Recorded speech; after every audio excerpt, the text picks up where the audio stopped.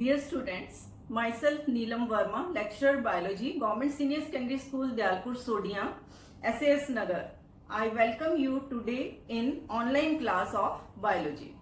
Students, chapter 8, Human Health and Disease.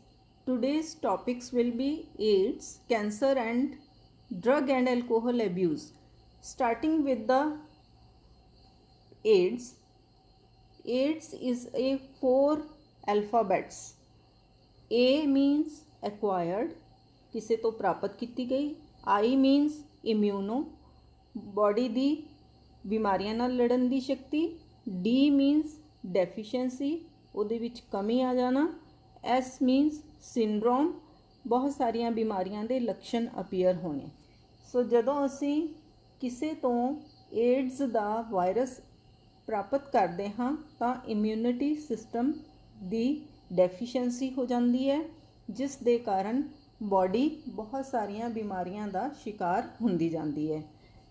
AIDS ਜਿਹੜੀ ਹੈ ਉਹ ਇੱਕ ਵਾਇਰਸ ਦੇ ਕਾਰਨ ਹੋਣ ਵਾਲੀ ਬਿਮਾਰੀ ਹੈ. ਜਿਹੜਾ ਵਾਇਰਸ ਅਸੀਂ ਕਿਸੇ ਤੋਂ ਪ੍ਰਾਪਤ ਕੀਤਾ ਹੈ ਜਾਂ ਕਰਦੇ ਹਾਂ ਉਸ ਦਾ ਨਾਮ ਹੈ HIV.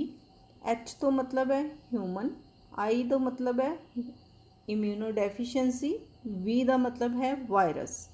ਸੋ ਇਹ ਤਿੰਨੋਂ ਐਲਫਾਬੈਟਸ ਇੱਦਾਂ ਅਸੀਂ ਲਰਨ ਕਰਾਂਗੇ. Human, immunodeficiency, virus. It is a retrovirus because virus has RNA as the genetic material, and this genetic material ਦੇ ਨਾਲ there are few enzymes present in it. The main enzyme is reverse transcriptase enzyme.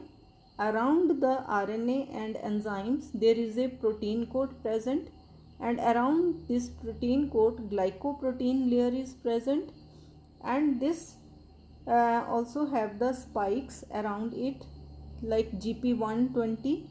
These are the antigen points against which our immune system can prepare antibodies to attack the virus, and these are also the points by which it fixes into the receptors of the cells. Like which cells are affected by this HIV virus? This virus attacks macrophages and helper T lymphocytes. These are the cells which form the cell mediated immune system. Okay. This HIV was first reported in African green monkey. Then in case of human it was identified, and it was in the year 1981. How this retrovirus replicates inside the cell, here it is shown. This is the retrovirus. When it comes in contact with the membrane of the cell, then it injects its enzymes and RNA inside the cell. Then with the help of reverse transcriptase enzyme, here RNA reverse transcription takes place and DNA of virus is formed. This DNA goes and incorporates into the genome of the host cell. Here it starts making its own RNAs, and then further it starts synthesizing its own proteins. When viral proteins and RNA particles are synthesized, they get assembled to form the new generation of the virus particles. Then these viruses are released from the macrophages, and the macrophages become the factory of forming new virus particles. These virus particles go to the helper T lymphocytes and infect those cells. Those cells start getting destroyed. From the destroyed cell, new virus particles come and infect the new helper T lymphocytes. In this way, the count of helper T lymphocytes go on decreasing, and helper T lymphocytes are also helping the B lymphocytes to produce the antibodies. So the activity of B lymphocytes also gets weakened. It means T lymphocytes and B lymphocytes and macrophages are becoming weak. It means the immune system is becoming weak. Now let us see a small video clipping in which it is clearly shown how the virus multiplies in the host cell. It is an animated video. AIDS is caused by the human immunodeficiency virus, HIV. This is an enveloped virus. The envelope is derived from the host cell membrane with viral glycoproteins such as GP120 and GP41 inserted into the membrane as the virus leaves the cell. The core is composed of P24 capsid protein, and the P17 matrix protein helps maintain viral structure. Inside the core are two identical copies of single-stranded RNA viral genome and three enzymes, reverse transcriptase, RT, protease, PR, and integrase, IN. To establish infection, HIV must first attach to its host cell. Attachment occurs by interaction between GP120 on the surface of the virus and the CD4 antigen receptor on the surface of the host cell. In addition to the CD4 receptor, there must also be a co-receptor on the host cell. The co-receptor differs for different host cell types. In T lymphocytes, the co-receptor is called CXCR4, whereas on macrophages, the co-receptor is called CCR5. After attachment, the viral envelope and host cell membrane fuse, resulting in entry of the virus into the cell. Once the RNA is released into the cytoplasm of the host cell, reverse transcriptase makes a DNA copy of the viral RNA genome. As the DNA is being formed, reverse transcriptase degrades the RNA strand. A complementary DNA strand is then added by the reverse transcriptase, and the ends of the resulting double-stranded DNA segment are joined non-covalently. Treatment with nucleoside analogs or reverse transcriptase inhibitors interferes with these steps. The resulting circular DNA is then moved to the nucleus and inserted into the host cell chromosome by the viral integrase, IN, enzyme. The integrated viral DNA is now referred to as proviral DNA. Following integration, the proviral DNA may remain dormant or, with host cell activation, RNA may be synthesized from the DNA, yielding messenger RNA and viral genome RNA. Viral messenger RNA is translated, yielding viral enzymes and structural proteins. Some of the functional proteins are formed by cleavage of a long polyprotein by the enzyme protease. Protease inhibitors interfere with this step. GP41 and GP120 are inserted into the host cell membrane, and the structural proteins surround the viral RNA to form the core. Finally, the virion is released. ਬੱਚੋ AIDS ਦੇ causes ਕੀ ਹੋ ਸਕਦੇ ਹੈ? AIDS ਦੇ ਕਾਜ਼ ਦਾ ਇੱਕੋ ਹੀ ਚੀਜ਼ ਯਾਦ ਰੱਖਾਂਗੇ ਕਿ ਬੋਡੀ ਦੇ ਫਲੂਇਡਸ ਯਾਨੀ ਕਿ ਬਲੱਡ ਜਾਂ ਬਲੱਡ ਪ੍ਰੋਡਕਟਸ ਜਾਂ ਸੈਕਸ਼ੂਅਲ ਸਿਕ੍ਰੀਸ਼ਨਸ ਜਿਹੜੀਆਂ ਹੈ ਇਹ ਇਨਫੈਕਟਡ ਬੰਦੇ ਦੇ ਅਗਰ ਹੈਲਦੀ ਬੰਦੇ ਦੇ ਨਾਲ ਕੰਟੈਕਟ ਵਿੱਚ ਆ ਜਾਣ, ਬਲੱਡ ਟੂ ਬਲੱਡ ਕੰਟੈਕਟ ਹੋ ਜਾਏ ਜਾਂ ਸੈਕਸ਼ੂਅਲ ਕੰਟੈਕਟ ਹੋ ਜਾਏ ਤਾਂ ਉਹ ਵਾਇਰਸ ਦੂਸਰੇ ਬੰਦੇ ਦੇ ਵਿੱਚ ਚਲਾ ਹੀ ਜਾਂਦਾ ਹੈ। ਇਸ ਤਰ੍ਹਾਂ ਇਹ ਸਪਰੈਡ ਹੁੰਦਾ ਹੈ। ਹੁਣ ਕਦੋਂ ਬਲੱਡ ਕੰਟੈਕਟ ਵਿੱਚ ਆ ਸਕਦਾ ਹੈ? ਅਗਰ ਤਾਂ ਕਿਸੇ ਬੰਦੇ ਨੂੰ ਬਲੱਡ ਦੀ ਲੋੜ ਹੈ, ਉਹ ਉਸ ਨੂੰ ਬਲੱਡ ਚੜਾਇਆ ਜਾਂਦਾ ਹੈ ਤਾਂ ਆਪਾਂ ਕਹਿੰਦੇ ਹਾਂ ਟਰਾਂਸਫਿਊਜ਼ਨ ਆਫ ਬਲੱਡ, ਤਾਂ ਉਹ ਬਲੱਡ HIV ਟੈਸਟਡ ਹੋਣਾ ਚਾਹੀਦਾ ਹੈ। ਅਗਰ ਉਹ HIV ਟੈਸਟਡ ਨਹੀਂ ਹੈ ਔਰ ਉਹਦੇ ਵਿੱਚ ਕੰਟੈਮੀਨੇਸ਼ਨ ਹੈ HIV ਤਾਂ ਵੀ ਉਹ ਬਲੱਡ ਚੜਾ ਦਿੱਤਾ ਗਿਆ, then that person will achieve the acquire the disease. ਫਿਰ ਸ਼ੇਅਰਿੰਗ ਨੀਡਲਸ ਨਾਲ ਵੀ ਹੋ ਜਾਂਦਾ ਹੈ। ज़्यादातर ਜਿਹੜੇ ਡਰੱਗ ਅਬਿਊਜ਼ਰਸ ਹੈ, ਜਿਹੜੇ ਇੰਜੈਕਸ਼ਨਸ ਨਾਲ ਡਰੱਗਸ ਲੈਂਦੇ ਹੈ ਔਰ ਟੈਟੂਜ਼ ਵਗੈਰਾ ਬਣਵਾਉਂਦੇ ਹੈ, ਉਹਨਾਂ ਦੀਆਂ ਨੀਡਲਸ ਅਗਰ ਸ਼ੇਅਰ ਹੋ ਜਾਂਦੀਆਂ ਤਾਂ ਅਗਰ ਉਹਨਾਂ ਚੋਂ ਕਿਸੇ ਪਰਸਨ ਨੂੰ ਇਨਫੈਕਸ਼ਨ ਸੀਗੀ ਤਾਂ ਉਹ ਹੋਰ ਪਰਸਨਸ ਨੂੰ ਸਪਰੈਡ ਹੋ ਸਕਦੀ ਹੈ। ਇਸੇ ਤਰ੍ਹਾਂ ਸ਼ੇਵਿੰਗ ਵੇਲੇ ਵੀ ਜਿਹੜਾ ਬਲੇਡ ਹੈ ਉਹ ਨਿਊ ਯੂਜ਼ ਕਰਨੇ ਚਾਹੀਦੇ ਹੈ ਤਾਂ ਕਿ ਕਿਸੇ ਦਾ ਬਲੱਡ ਟੱਚ ਕੀਤਾ ਹੋਇਆ ਬਲੇਡ ਦੂਸਰੇ ਦੇ ਬਲੱਡ ਨਾਲ ਨਾ ਟੱਚ ਕਰਵਾ ਸਕੇ। ਫਿਰ ਇਸੇ ਤਰ੍ਹਾਂ ਇੱਕ ਹੋਰ ਚੀਜ਼ ਹੈ ਕਿ ਇਨਫੈਕਟਡ ਮਦਰ ਤੋਂ ਜਿਹੜਾ ਪਲੈਸੈਂਟਾ ਦੇ ਥਰੂ ਚਾਈਲਡ ਵਿੱਚ ਚਲਾ ਜਾਂਦਾ ਹੈ। ਸੋ ਇਹ ਬੋਡੀ ਫਲੂਇਡਸ ਹੀ ਹੈ ਜਿਨ੍ਹਾਂ ਦੇ ਥਰੂ ਇਹ ਇੱਕ ਪਰਸਨ ਤੋਂ ਦੂਜੇ ਪਰਸਨ ਵਿੱਚ ਸਪਰੈਡ ਹੁੰਦਾ ਹੈ। ਸੋ ਜਿਹੜੇ ਕਾਰਨ ਹੈ ਇਹਨਾਂ ਤੋਂ ਹੀ ਆਪਾਂ ਪ੍ਰੀਵੈਂਸ਼ਨ ਦੇ ਪੁਆਇੰਟਸ ਬਣਾ ਸਕਦੇ ਹਾਂ ਕਿ how we can prevent from this AIDS, ਯਾਨੀ ਕਿ ਸਾਨੂੰ ਇਹ ਸਾਰੀਆਂ ਚੀਜ਼ਾਂ ਦਾ ਧਿਆਨ ਰੱਖਣਾ ਪਏਗਾ ਕਿ ਇਨਫੈਕਟਡ ਪਰਸਨ ਨਾਲ ਸੈਕਸ਼ੂਅਲ ਕੰਟੈਕਟਸ ਨਹੀਂ ਹੋਣੇ ਚਾਹੀਦੇ, ਬਲੱਡ ਟ੍ਰਾਂਸਫਿਊਜ਼ਨ ਵੇਲੇ HIV ਟੈਸਟਡ ਹੋਣਾ ਚਾਹੀਦਾ ਹੈ, ਜਿਹੜੀਆਂ ਸਰਿੰਜਸ ਹੈ ਉਹ ਡਿਸਪੋਜ਼ੇਬਲ ਹਮੇਸ਼ਾ ਯੂਜ਼ ਕਰਨੀਆਂ ਚਾਹੀਦੀਆਂ, ਨਿਊ ਬਲੇਡਸ ਯੂਜ਼ ਕਰਨੇ ਚਾਹੀਦੇ ਹੈ। ਅਗਰ ਮਦਰ HIV ਇਨਫੈਕਟਡ ਹੈ ਤਾਂ ਅਵੋਇਡ ਕਰਨਾ ਚਾਹੀਦਾ ਹੈ ਕਿ ਬੱਚਾ ਨਾ ਕਰੇ। ਔਰ ਇਸ ਤਰ੍ਹਾਂ ਜਿਹੜੀ ਏਡਜ਼ ਹੈ, ਕਿਉਂਕਿ ਇਹ ਵਾਇਰਸ ਦੇ ਇੱਕ ਤੋਂ ਦੂਜੇ ਵਿੱਚ ਜਾਣ ਨਾਲ ਫੈਲਦੀ ਹੈ, ਇਸ ਲਈ ਇਹ ਇਨਫੈਕਸ਼ੀਅਸ ਡਿਜ਼ੀਜ਼ ਹੈ, ਬਟ ਨਾਲ ਦੀ ਨਾਲ ਇਹ ਇਨਕਿਊਰੇਬਲ ਡਿਜ਼ੀਜ਼ ਹੈ। ਨੈਕਸਟ ਇਸ ਦੇ ਸਿੰਪਟਮਸ ਕੀ ਹੈ ਕਿ ਅਗਰ ਉਹ ਐਕਿਊਟ ਪੋਜੀਸ਼ਨ 'ਚ ਪਹੁੰਚ ਜਾਂਦਾ ਹੈ ਕਿ ਉਹਦੇ ਕਾਫੀ ਜ਼ਿਆਦਾ ਜਿਹੜਾ ਇਮਿਊਨ ਸਿਸਟਮ ਹੈ ਉਹ ਡੈਫੀਸ਼ੀਐਂਟ ਹੋ ਚੁੱਕਿਆ ਹੈ, ਤਾਂ ਬੈਕਟੀਰੀਅਲ, ਵਾਇਰਲ, ਫੰਗਲ ਅਤੇ ਅਦਰ ਪੈਰਾਸਿਟਿਕ ਇਨਫੈਕਸ਼ਨਸ ਜਿਹੜੀਆਂ ਹੈ ਉਹ ਬੰਦੇ ਨੂੰ ਅਟੈਕ ਕਰਨੀਆਂ ਸ਼ੁਰੂ ਕਰ ਦਿੰਦੀਆਂ। ਉਹਦੀ ਲੰਗਸ ਇਨਫੈਕਸ਼ਨ ਸਟਾਰਟ ਹੋ ਜਾਂਦੀ ਹੈ, ਸਕਿਨ ਇਨਫੈਕਸ਼ਨਸ ਸਟਾਰਟ ਹੋ ਜਾਂਦੀਆਂ।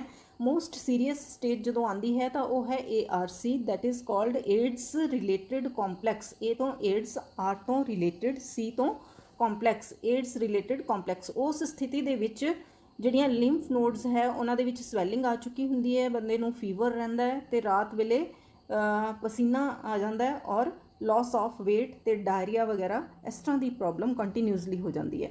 ਔਰ ਏਡਸ ਜਿਹੜਾ ਹੈ ਕਿਉਂਕਿ ਇਨਕਿਊਰੇਬਲ ਹੈ, ਇਸ ਲਈ ਮੋਰਟੈਲਿਟੀ ਜਿਹੜੀ ਹੈ 100% ਹੈ। ਇਸ ਤੋਂ ਬਚਣ ਲਈ ਕੁਝ ਰੈਟਰੋਵਾਇਰਲ ਡਰੱਗਸ ਜਿਹੜੀਆਂ ਹੈ ਉਹ ਬਣਾ ਲਈਆਂ ਗਈਆਂ ਹਨ, ਅਤੇ ਉਸ ਦੇ ਨਾਲ ਜਿਹੜੀ ਏਡਜ਼ ਹੈ ਉਹ ਕਿਉਰ ਤਾਂ ਨਹੀਂ ਹੁੰਦੀ, ਲੇਕਿਨ ਕੁਝ ਸਾਲ ਬੰਦੇ ਦੀ ਜਿਹੜੀ ਲਾਈਫ ਹੈ ਉਹ ਐਨਹਾਂਸ ਹੋ ਜਾਂਦੀ ਹੈ, ਵੱਧ ਜਾਂਦੀ ਹੈ। ਸੋ ਇਹ ਵਾਇਰਸ ਜਦੋਂ ਬਾਡੀ ਦੇ ਅੰਦਰ ਚਲਾ ਗਿਆ ਅਤੇ ਏਡਜ਼ ਅਪੀਅਰ, ਫੁੱਲ ਬਲੋਨ ਏਡਜ਼ ਅਪੀਅਰ ਹੋਣ ਦੇ ਲਈ ਜਾਂ ਤਾਂ ਕੁਝ ਮੰਥਸ ਲੱਗਦੇ ਹੈ ਜਾਂ ਫਿਰ ਕੁਝ ਈਅਰਸ ਲੱਗਦੇ ਆ, 5 to 10 ਈਅਰਸ ਵੀ ਲੱਗ ਜਾਂਦੇ ਹੈ। ਸੋ ਇਸ ਨੂੰ ਆਪਾਂ ਵਾਇਰਸ ਦੇ ਬਾਡੀ ਵਿੱਚ ਐਂਟਰ ਕਰ ਜਾਣ ਅਤੇ ਫੁੱਲ ਬਲੋਨ ਏਡਜ਼ ਹੋਣ ਤੱਕ ਦੇ ਪੀਰੀਅਡ ਨੂੰ ਇਨਕਿਊਬੇਸ਼ਨ ਪੀਰੀਅਡ ਕਹਿੰਦੇ ਆ। ਸੋ ਇਹਦਾ ਅਵੇਅਰਨੈਸ ਵਾਸਤੇ ਜਾਂ ਇਸ ਨੂੰ ਪ੍ਰੀਵੈਂਟ ਕਰਨ ਲਈ ਜਿਹੜੇ ਨੈਕੋ ਹੈ, ਨੈਸ਼ਨਲ ਏਡਸ ਕੰਟਰੋਲ ਆਰਗੇਨਾਈਜੇਸ਼ਨ, ਕਈ NGOs ਯਾਨੀ ਕਿ ਨਾਨ ਗਵਰਨਮੈਂਟ ਆਰਗੇਨਾਈਜੇਸ਼ਨਸ ਅਤੇ WHO ਯਾਨੀ ਕਿ ਵਰਲਡ ਹੈਲਥ ਆਰਗੇਨਾਈਜੇਸ਼ਨ, ਇਹ ਸਭ ਜਿਹੜੀਆਂ ਆਰਗੇਨਾਈਜੇਸ਼ਨਸ ਹੈ ਪ੍ਰੀਵੈਂਸ਼ਨ ਵਾਸਤੇ ਲਗਾਤਾਰ ਪ੍ਰੋਗਰਾਮਸ ਬਣਾਉਂਦੇ ਵੀ ਹੈ ਅਤੇ ਇੰਪਲੀਮੈਂਟਸ ਵੀ ਕਰਵਾਉਂਦੇ ਹੈ, ਅਤੇ ਅਵੇਅਰਨੈਸ ਜਿਹੜੇ ਪ੍ਰੋਗਰਾਮ ਹੈ ਪਬਲਿਕ ਦੇ ਵਿੱਚ ਕਰਵਾਏ ਜਾਂਦੇ ਪ੍ਰੋਗਰਾਮਸ ਬਣਾਏ ਜਾਂਦੇ ਆ। ਫਿਰ ਵਰਲਡ ਏਡਸ ਡੇ ਆਪਾਂ ਮਨਾ ਰਹੇ ਹਾਂ ਤਾਂ ਦੈਟ ਇਜ਼ 1 December, ਔਰ ਇਸ ਤਰੀਕੇ ਨਾਲ ਬੱਚਿਆਂ ਦੇ ਵਿੱਚ ਜਾਂ ਹੋਰ ਸਭ ਆਰਗੇਨਾਈਜੇਸ਼ਨਸ ਦੇ ਵਿੱਚ, ਸੰਸਥਾਵਾਂ ਦੇ ਵਿੱਚ ਇਸ ਦੇ ਪ੍ਰੋਗਰਾਮ ਕਰਵਾਏ ਜਾਂਦੇ ਆ, ਕੁਝ ਕੰਪੀਟੀਸ਼ਨਸ ਕਰਵਾਏ ਜਾਂਦੇ ਆ ਜਿਨ੍ਹਾਂ ਦੇ ਨਾਲ ਸਾਨੂੰ ਅਵੇਅਰਨੈਸ ਰਵੇ ਕਿ ਅਸੀਂ ਏਡਸ ਤੋਂ ਕਿਵੇਂ ਬਚ ਕੇ ਰਹਿਣਾ ਹੈ। ਅਤੇ ਏਡਸ ਦਾ ਜਿਹੜਾ ਡਾਇਗਨੋਸਟਿਕ ਟੈਸਟ ਹੈ ਉਹ ਹੈ ELISA। ELISA ਦਾ ਫੁੱਲ ਫਾਰਮ ਹੈ ਐਂਜ਼ਾਈਮ ਲਿੰਕਡ ਇਮਿਊਨੋਸੋਰਬੈਂਟ ਅਸੇ। ਇਸ ਡਾਇਗਨੋਸਟਿਕ ਟੈਸਟ ਦੇ ਅਗਰ ਪੋਜ਼ੀਟਿਵ ਆ ਜਾਂਦੇ ਆ ਰਿਜ਼ਲਟਸ ਤਾਂ ਫਿਰ ਇੱਕ ਵੈਸਟਰਨ ਬਲੱਡ ਟੈਸਟ ਕੀਤਾ ਜਾਂਦਾ ਹੈ ਜਿਸ ਦੇ ਨਾਲ ਕਨਫਰਮ ਕੀਤਾ ਜਾਂਦਾ ਹੈ। Now this was about AIDS. Let us go to the next topic, that is cancer. Cancer means oncogenic transformation of cells, ਯਾਨੀ ਕਿ ਸੈਲਸ ਦੇ ਵਿੱਚ ਜੀਨਸ ਦੀ ਕੁਝ ਇੱਦਾਂ ਦੀ ਚੇਂਜਸ ਆ ਜਾਂਦੀ ਹੈ ਜਿਸ ਦੇ ਨਾਲ ਸੈੱਲ ਦਾ ਜਿਹੜਾ ਮਕੈਨਿਜ਼ਮ ਹੈ ਉਹ ਚੇਂਜ ਹੋ ਜਾਂਦਾ ਹੈ। ਕਿਸ ਤਰ੍ਹਾਂ? ਨਾਰਮਲ ਸੈੱਲ ਉਹਦੇ ਵਿੱਚ ਰੈਗੂਲੇਟਰੀ ਮਕੈਨਿਜ਼ਮ ਜਿਹੜਾ ਹੈ ਸੈੱਲ ਦੀ ਗਰੋਥ, ਡਿਵੀਜ਼ਨ ਔਰ ਡਿਫਰੈਂਸ਼ੀਏਸ਼ਨ ਨੂੰ ਕੰਟਰੋਲ ਕਰ ਰਿਹਾ ਹੁੰਦਾ ਹੈ, ਔਰ ਉਹ ਸੈੱਲ ਜਦੋਂ ਆਲੇ ਦੁਆਲੇ ਦੇ ਹੈਲਦੀ ਸੈਲਸ ਦੇ ਕੰਟੈਕਟ ਵਿੱਚ ਆਉਂਦੇ ਆ ਤਾਂ ਉਹਨਾਂ ਦੀ ਡਿਵੀਜ਼ਨ ਸਟਾਪ ਹੋ ਜਾਂਦੀ ਹੈ, ਦੈਟ ਇਜ਼ ਕਾਲਡ ਕੰਟੈਕਟ ਇਨਹਿਬਿਸ਼ਨ। ਲੇਕਿਨ ਜਿਹੜਾ ਕੈਂਸਰਸ ਸੈੱਲ ਹੋ ਜਾਏਗਾ ਉਸ ਦਾ ਰੈਗੂਲੇਟਰੀ ਮਕੈਨਿਜ਼ਮ ਜਿਹੜਾ ਹੈ ਉਹ ਬ੍ਰੇਕਡਾਊਨ ਹੋ ਜਾਏਗਾ, ਇਸ ਲਈ ਸੈੱਲ ਦੀ ਜਿਹੜੀ ਡਿਵੀਜ਼ਨ ਹੈ ਉਹ ਅਨਕੰਟਰੋਲਡ ਹੋ ਜਾਏਗੀ, ਜਿਸ ਦੇ ਕਾਰਨ ਉਹ ਸੈੱਲ ਕੰਟੀਨਿਊਸਲੀ ਡਿਵਾਈਡ ਹੋ ਕੇ ਮਾਸ ਆਫ ਸੈਲਸ ਪ੍ਰੋਡਿਊਸ ਕਰ ਦੇਗਾ, ਗੱਠ ਬਣ ਜਾਏਗੀ, ਦੈਟ ਵਿਲ ਕਾਲਡ ਟਿਊਮਰ ਜਾਂ ਨਿਓਪਲਾਜ਼ਮ ਵੀ ਉਹਨੂੰ ਕਵਾਂਗੇ, as it is shown in case of this picture. ਫਿਰ ਟਿਊਮਰ ਜਿਹੜਾ ਹੈ ਦੈਟ ਕੈਨ ਬੀ ਬਿਨਾਈਨ। ਬਿਨਾਈਨ ਦਾ ਮਤਲਬ ਹੈ ਉਹ ਇੱਕ ਲੋਕੇਸ਼ਨ 'ਤੇ ਹੀ ਰਹੇਗਾ, ਅੱਗੇ ਸਪਰੈਡ ਨਹੀਂ ਹੋਏਗਾ, so it is not harmful. ਅਤੇ ਇਸ ਬਿਨਾਈਨ ਟਿਊਮਰ ਨੂੰ ਨੋਨ ਮੈਲਿਗਨੈਂਟ ਟਿਊਮਰ ਦਾ ਨਾਮ ਵੀ ਦੇ ਦਿੱਤਾ ਜਾਂਦਾ ਹੈ। ਅਤੇ ਦੂਸਰੀ ਤਰ੍ਹਾਂ ਦਾ ਟਿਊਮਰ ਆਪਾਂ ਕਹਿ ਸਕਾਂਗੇ ਕਿ ਮੈਟਾਸਟੈਟਿਕ ਜਾਂ ਮੈਲਿਗਨੈਂਟ ਟਿਊਮਰ ਉਹ ਹੋਏਗਾ ਜਿਹੜਾ ਕਿ ਕੰਟੀਨਿਊਸਲੀ ਵੱਧਦਾ ਹੀ ਜਾ ਰਿਹਾ ਅਤੇ ਉਹਦੇ ਸੈਲਸ ਉਹਦੇ ਤੋਂ ਟੁੱਟ ਕੇ ਬਲੱਡ ਸਟਰੀਮ ਵਿੱਚ ਜਾ ਕੇ ਬਾਡੀ ਦੇ ਅਦਰ ਪਾਰਟਸ ਵਿੱਚ ਸੈੱਟ ਹੋ ਕੇ ਨਿਊ ਟਿਊਮਰ ਡਿਵੈਲਪ ਕਰੀ ਜਾ ਰਹੇ ਹੈ। ਇਸ ਤਰੀਕੇ ਨਾਲ ਜਿੱਥੇ ਜਿੱਥੇ ਉਹ ਕੈਂਸਰਸ ਸੈੱਲ ਪਹੁੰਚ ਜਾਣਗੇ ਉੱਥੇ ਟਿਊਮਰ ਡਿਵੈਲਪ ਹੋ ਜਾਏਗਾ। Ultimately it will be fatal for the person। So metastasis is very important here that is कि ਜਿਹੜੇ ਟਿਊਮਰ ਦੇ ਸੈਲਸ ਹੈ ਉਹ ਸਪਰੈਡ ਹੋ ਕੇ ਹੋਰ ਪਾਰਟਸ ਵਿੱਚ ਵੀ ਸੈੱਟ ਹੋ ਕੇ ਨਵਾਂ ਟਿਊਮਰ ਡਿਵੈਲਪ ਕਰ ਦਿੰਦੇ ਹੈ। ਇੱਕ ਬਲੱਡ ਕੈਂਸਰ ਹੈ ਜਿਸ ਨੂੰ ਆਪਾਂ ਲਿਊਕੀਮੀਆ ਕਹਿੰਦੇ ਹਾਂ। ਉਸ ਕੇਸ ਵਿੱਚ ਕੋਈ ਟਿਊਮਰ ਪਹਿਲਾਂ ਡਿਵੈਲਪ ਨਹੀਂ ਹੁੰਦਾ। ਅਗਰ ਇਨੀਸ਼ੀਅਲ ਸਟੇਜ ਵਿੱਚ ਟਿਊਮਰ ਨੂੰ ਕੰਟਰੋਲ ਕਰ ਲਿਆ ਜਾਏਗਾ ਤਾਂ ਕੈਂਸਰ ਨੂੰ ਸਪਰੈਡ ਹੋਣ ਤੋਂ ਰੋਕਿਆ ਜਾ ਸਕਦਾ ਹੈ। ਤੇ ਇਸ ਦਾ ਨੈਕਸਟ ਹੈ ਕਿ ਕੈਂਸਰ ਦੇ ਕਾਜ਼ਿਸ ਕੀ ਹੈ। ਜਿਹੜੀਆਂ ਸੈੱਲ ਦੇ ਅੰਦਰ ਕੁਝ ਜੈਨੇਟਿਕ ਚੇਂਜਿਸ ਆਈਆਂ, ਮਿਊਟੇਸ਼ਨਸ ਆਈਆਂ, ਉਸ ਦਾ ਕਾਰਨ ਜਾਂ ਤਾਂ ਕੋਈ ਫਿਜ਼ੀਕਲ ਫੈਕਟਰ ਹੋ ਸਕਦਾ ਹੈ, ਉਹਦੇ ਵਿੱਚ ਆਇਨਾਈਜ਼ਿੰਗ ਰੇਡੀਏਸ਼ਨਸ ਲਾਈਕ ਐਕਸ-ਰੇਜ਼ ਜਾਂ ਗਾਮਾ ਰੇਜ਼ ਹੋ ਸਕਦੀਆਂ, ਜਾਂ ਨਾਨ ਆਇਨਾਈਜ਼ਿੰਗ ਰੇਡੀਏਸ਼ਨਸ ਅਲਟਰਾਵਾਇਲਟ ਰੇਜ਼ ਵੀ ਹੋ ਸਕਦੀਆਂ। ਤੇ ਕੈਮੀਕਲ ਫੈਕਟਰਸ ਦੇ ਵਿੱਚ ਕੈਮੀਕਲਸ ਹੋ ਸਕਦੇ ਹੈ, ਜਿਸ ਤਰ੍ਹਾਂ ਐਲਕੋਹਲ ਹੈ, ਟਬੈਕੋ ਹੈ, ਹੈਵੀ ਮੈਟਲ ਆਇਨਸ ਹੈ। these things can cause cancer। ਫਿਰ ਬਾਇਓਲੋਜੀਕਲ ਫੈਕਟਰਸ ਦੇ ਵਿੱਚ ਹੈ ਕਿ ਅਗਰ ਬਾਡੀ ਦੇ ਅੰਦਰ ਵਾਇਰਸ ਇੱਕ ਲਾਈਕ ਹਰਪਿਸ ਸਿੰਪਲੈਕਸ ਵਾਇਰਸ ਟਾਈਪ 2 ਦੀ ਇਨਫੈਕਸ਼ਨ ਬੈਠੀ ਹੋਈ ਹੈ ਤਾਂ ਅਲਟੀਮੇਟਲੀ that can change ਜਾਂ transform the cell to become a cancerous cell। ਸੋ ਉਹ ਬਣ ਜਾਏਗਾ ਬਾਇਓਲੋਜੀਕਲ ਕਾਰਨ ਕੈਂਸਰ ਹੋਣ ਦਾ। then what are the diagnostic tests for the cancer? ਆਪਾਂ ਡਿਟੈਕਟ ਕਿਵੇਂ ਕਰਾਂਗੇ ਕਿ ਕੈਂਸਰ ਬਾਡੀ 'ਚ ਪ੍ਰੈਜ਼ੈਂਟ ਹੈ? ਜਾਂ ਤਾਂ ਐਕਸ-ਰੇਜ਼ ਕਰਕੇ, ਰੇਡੀਓਗ੍ਰਾਫੀ ਕਰਕੇ ਡਿਟੈਕਟ ਕੀਤਾ ਜਾ ਸਕਦਾ ਹੈ।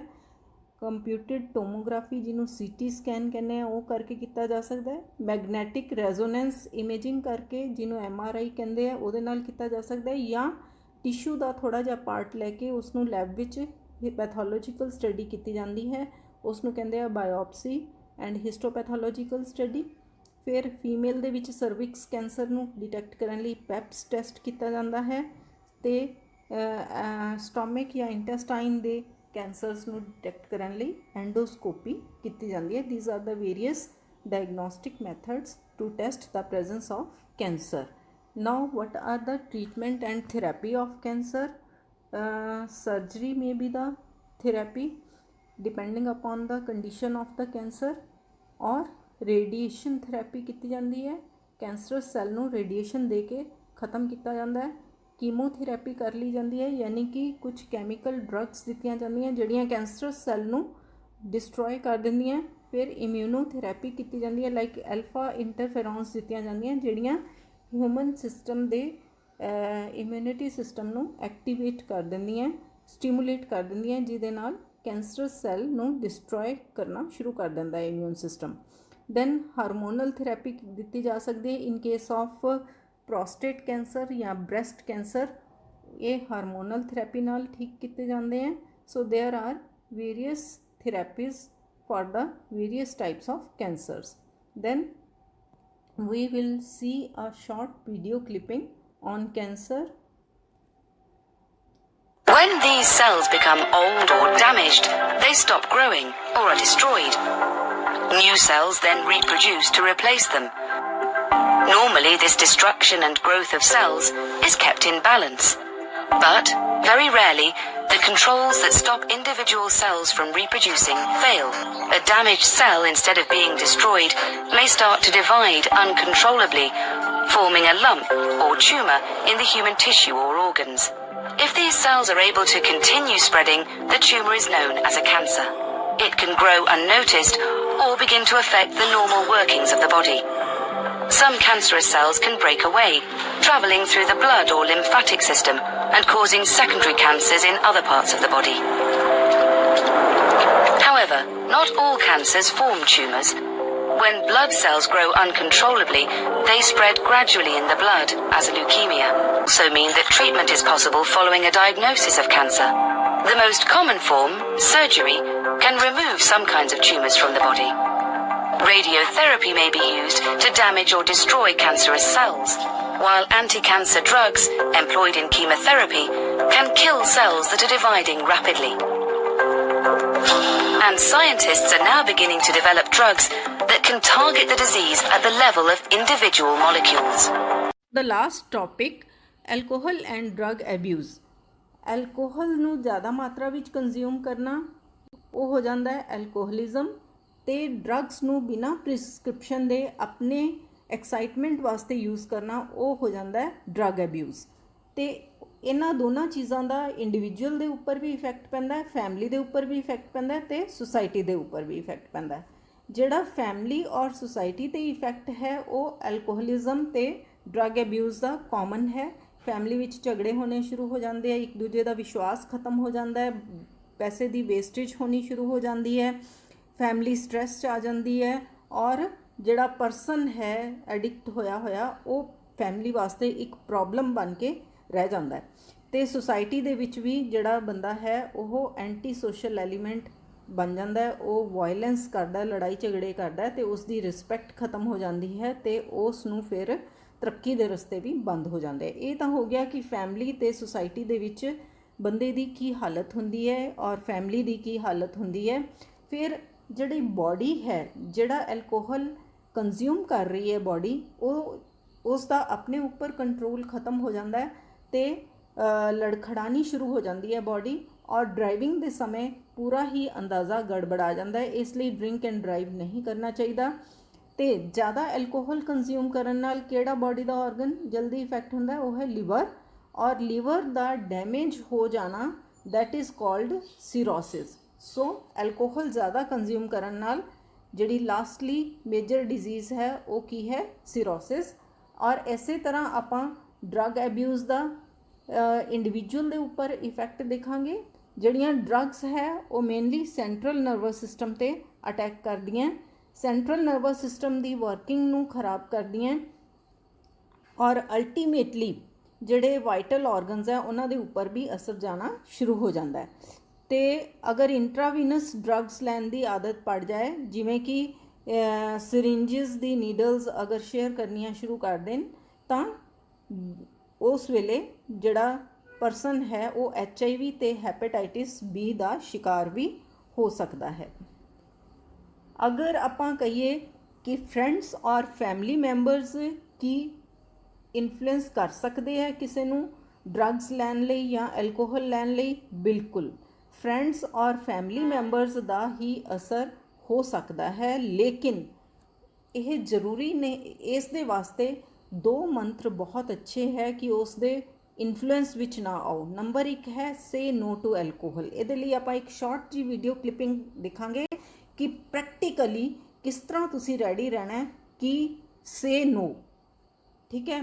ਸੈਕੰਡਲੀ ਹੈ ਕਿ ਅਗਰ ਕੋਈ ਇਸ ਬੈਡ ਹੈਬਿਟ ਦੇ ਵਿੱਚ ਪੈ ਵੀ ਗਿਆ ਹੈ ਤਾਂ ਉਸ ਤੋਂ ਨਿਕਲਣਾ ਚਾਹੁੰਦਾ ਹੈ ਤਾਂ ਆਪਣੇ ਜਿਹੜੇ ਅੱਛੇ ਫਰੈਂਡਸ ਹੈ ਜਾਂ ਟੀਚਰਸ ਹੈ ਜਾਂ ਪੇਰੈਂਟਸ ਹੈ ਜਾਂ ਕਾਉਂਸਲਰਸ ਦੇ ਕੋਲ ਜਾ ਕੇ ਆਪਣੀ ਜਿਹੜੀ ਪ੍ਰੋਬਲਮ ਹੈ ਉਹ ਡਿਸਕਸ ਕਰਨੀ ਚਾਹੀਦੀ ਹੈ ਔਰ ਆਪਣੀ એનર્ਜੀ ਨੂੰ ਗੁੱਡ ਹੌਬੀਜ਼ ਤੇ ਸਪੋਰਟਸ ਦੇ ਵਿੱਚ ਚੈਨਲਾਈਜ਼ ਕਰਨਾ ਚਾਹੀਦਾ ਹੈ।